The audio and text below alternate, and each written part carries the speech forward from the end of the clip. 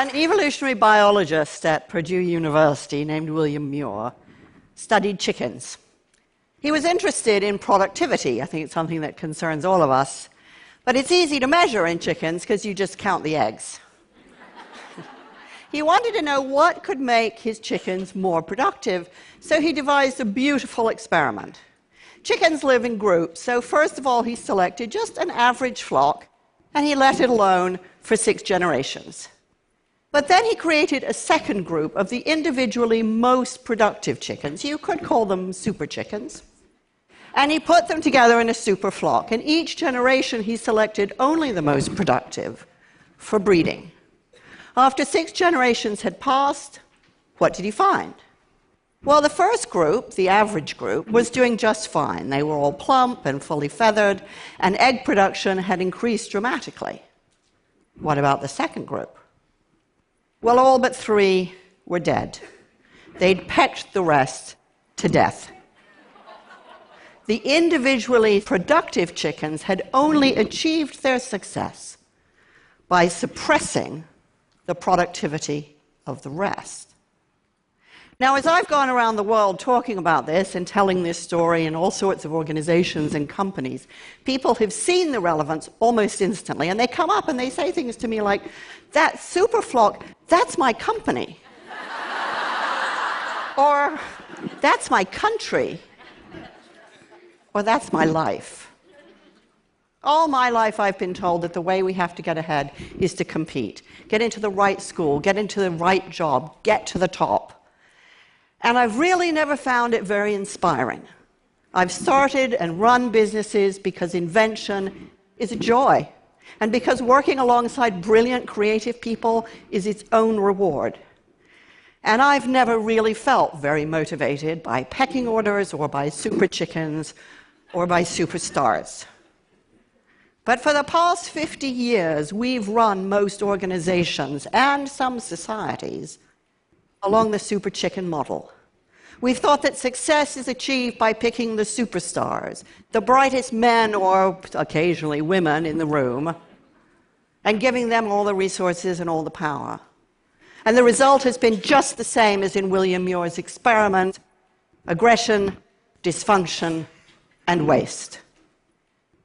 If the only way the most productive can be successful is by suppressing the productivity of the rest, then we badly need to find a better way to work and a richer way to live.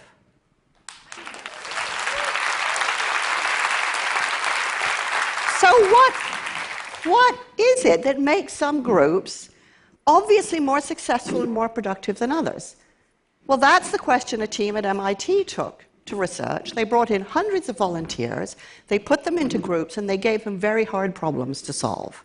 And what happened was exactly what you'd expect, that some groups were very much more successful than others. But what was really interesting was that the high-achieving groups were not those where they had 1 or 2 people with spectacularly high IQ, nor were the most successful groups the ones that had the highest aggregate IQ. Instead, they had 3 characteristics, the really successful teams. First of all, they showed high degrees of social sensitivity to each other. This is measured by something called the reading the mind in the eye test. It's broadly considered a test for empathy, and the groups that scored highly on this did better. Secondly, the successful groups gave roughly equal time to each other, so that no one voice dominated, but neither were there any passengers. And thirdly, the more successful groups had more women in them. Now, was this because women typically score more highly on the reading the mind in the eye test, so you're getting a doubling down on the empathy quotient? Or was it because they brought a more diverse perspective? We don't really know. But the striking thing about this experiment is that it showed what we know, which is some groups do better than others. But what's key to that is their social connectedness to each other. So how does this play out in the real world? Well, it means that what happens between people really counts. Because in groups that are highly attuned and sensitive to each other, ideas can flow and grow, people don't get stuck, They don't waste energy down dead ends. An example. Arup is one of the world's most successful engineering firms, and it was commissioned to build the equestrian center for the Beijing Olympics. Now, this building had to receive 2,500 really highly strung thoroughbred horses that were coming off long-haul flights, highly jet-lagged, not feeling their finest. And the problem the engineer confronted was, what quantity of waste to cater for? Now, you don't get taught this in engineering school, and it's not really the kind of thing you want to get wrong. So he could have spent months talking to vets, doing the research, tweaking the spreadsheet. Instead, he asked for help, and he found someone who had designed the Jockey Club in New York. The problem was solved in less than a day. Arup believes that the culture of helpfulness is central to their success. Now, helpfulness sounds really anemic, but it's absolutely core to successful teams, and it routinely outperforms individual intelligence. Helpfulness means I don't have to know everything. I just have to work among people who are good at getting and giving help. At SAP, they reckon that you can answer any question in 17 minutes. But there isn't a single high-tech company I've worked with that imagines for a moment that this is a technology issue. Because what drives helpfulness is people getting to know each other. Now that sounds so obvious, and we think it'll just happen normally, but it doesn't. When I was running my first software company, I realized that we were getting stuck. There was a lot of friction, but not much else. And I gradually realized that the brilliant creative people that I'd hired didn't know each other. They were so focused on their own individual work, they didn't even know who they were sitting next to. And it was only when I insisted that we stop working and invest time in getting to know each other that we achieved real momentum. Now, that was 20 years ago, and now I visit companies that have banned coffee cups at desks because they want people to hang out around the coffee machines and talk to each other. The Swedes even have a special term for this. They call it fika, which means more than a coffee break, it means collective restoration. At IDEX, a company up in Maine, they've created vegetable gardens on campus so that people from different parts of the business can work together and get to know the whole business that way. Have they all gone mad?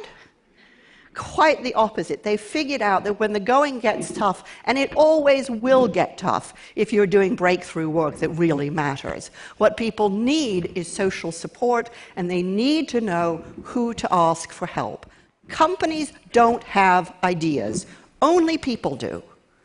And what motivates people are the bonds and loyalty and trust they develop between each other. What matters is the mortar, not just the bricks. Now, when you put all of this together, what you get is something called social capital.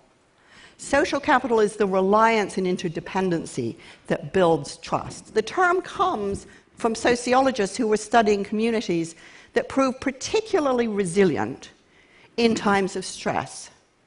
Social capital is what gives companies momentum, and social capital is what makes companies robust. What does this mean in practical terms?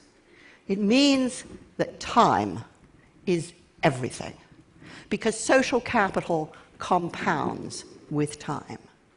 So teams that work together longer get better, because it takes time to develop the trust you need for real candor and openness. And time is what builds value. When Alex Pentland suggested to one company that they synchronize coffee breaks so that people would have time to talk to each other, profits went up $15 million and employee satisfaction went up 10%. Not a bad return on social capital, which compounds even as you spend it. Now, this isn't about chumminess, and it's no charter for slackers, because people who work this way tend to be kind of scratchy, impatient, absolutely determined to think for themselves because that's what their contribution is. Conflict is frequent because candor is safe. And that's how good ideas turn into great ideas.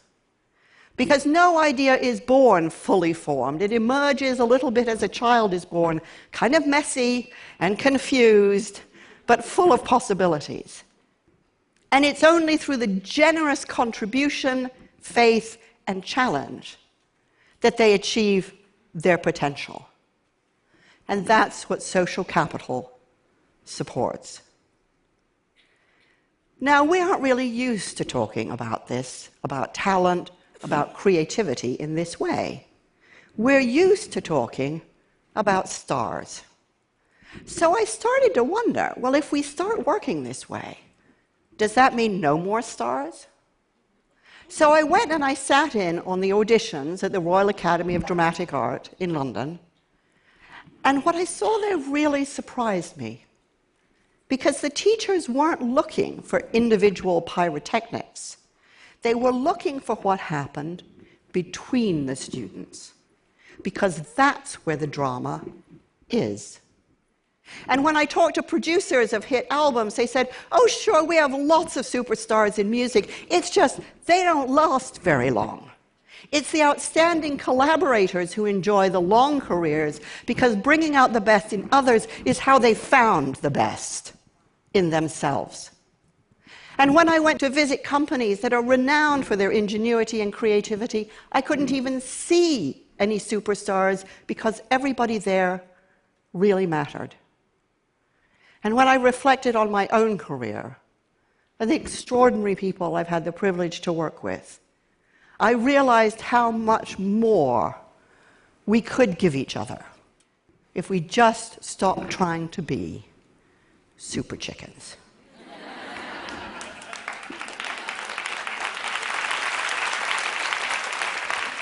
Once you appreciate truly how social work is, a lot of things have to change. Management by talent contest has routinely pitted employees against each other. Now rivalry has to be replaced by social capital. For decades, we've tried to motivate people with money, even though we've got a vast amount of research that shows that money erodes social connectedness. Now we need to let people motivate each other. And for years, we've thought that leaders were heroic soloists who were expected all by themselves to solve complex problems. Now we need to redefine leadership as an activity in which conditions are created, in which everyone can do their most courageous thinking together. We know that this works. When the Montreal Protocol called for the phasing out of CFCs, the chlorofluorocarbons implicated in the hole in the ozone layer, the risks were immense. CFCs were everywhere, and nobody knew if a substitute could be found. But one team that rose to the challenge adopted 3 key principles. The first was the head of engineering, Frank Maslin, said, there will be no stars in this team. We need everybody. Everybody has a valid perspective. Second, we work to one standard only, the best imaginable. And third, he told his boss, Jeff Tudhope, that he had to butt out, because he knew how disruptive power can be. Now, this didn't mean Tudhope did nothing. He gave the team air cover, and he listened to ensure that they honored their principles. And it worked. Ahead of all the other companies tackling this hard problem, this group cracked it first. And to date, the Montreal Protocol is the most successful international environmental agreement ever implemented. There was a lot at stake then, and there's a lot at stake now And we won't solve our problems if we expect it to be solved by a few supermen or superwomen. Now we need everybody. And because it is only when we accept that everybody has value that we will liberate the energy and imagination and momentum we need to create the best beyond measure. Thank you.